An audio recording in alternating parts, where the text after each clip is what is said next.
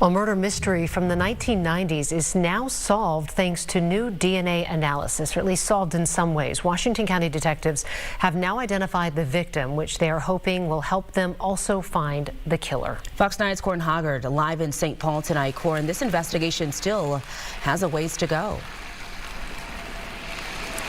Yeah, that's right, Simone and Kelsey. Back in '93, in June, police actually found a foot here at Pig's Eye Lake in Ramsey County. That was one day after finding a severed head up at Bone Lake in Washington County. But it took them decades of developments in DNA and in genealogy before they could eventually identify those parts as belonging to Denise Hartley.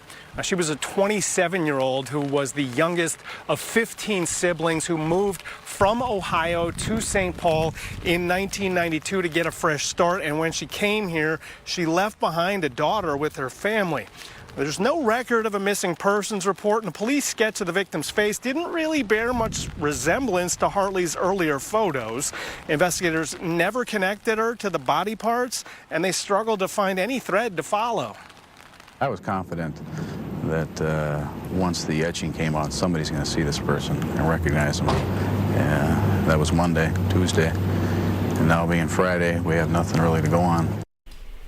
So, Corin, that was a clip from the 90s, and let's stay in that decade right now. Police did find her remains in two different places.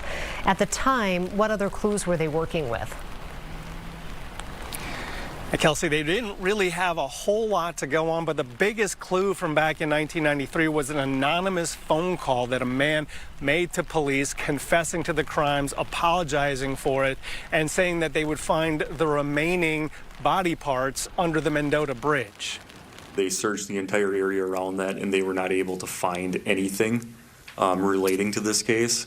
So we are unable to substantiate that that was a legitimate phone call or not.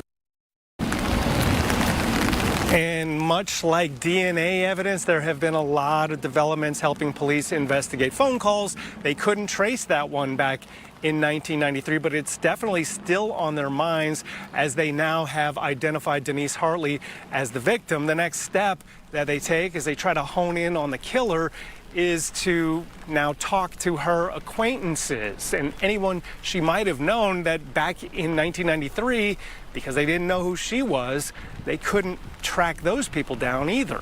Yeah, Corin, let's kind of sit there for a second. Let's fast forward to 30 years up until now. How did this case finally open up and lead to this identification? Simone, obviously DNA technology has gotten a lot better. The analysis has gotten a lot better. And in 2022, a national organization called the DNA Doe Project got involved here. Now, they have helped police across the country identify more than 160 unidentified people previously. And so they came in here and they started to invest in genealogical testing. That's a lot like what you might do on Ancestry.com or something like that.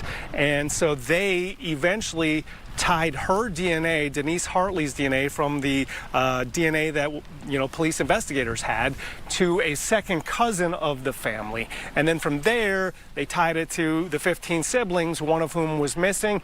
And then police went to Denise Hartley's daughter and got a voluntary DNA sample from her, and that confirmed that Denise Hartley was the victim. And it also, kind of closed a hole in the daughter's life that had been sitting there for 30 plus years. And hopefully, it will help Washington County investigators find the killer. Yeah, this piece of information could absolutely help them solve the case in its entirety. It's fascinating what can be done with DNA in today's day and age. Yeah, change of technology, giving closure to this family. Thanks, Corin.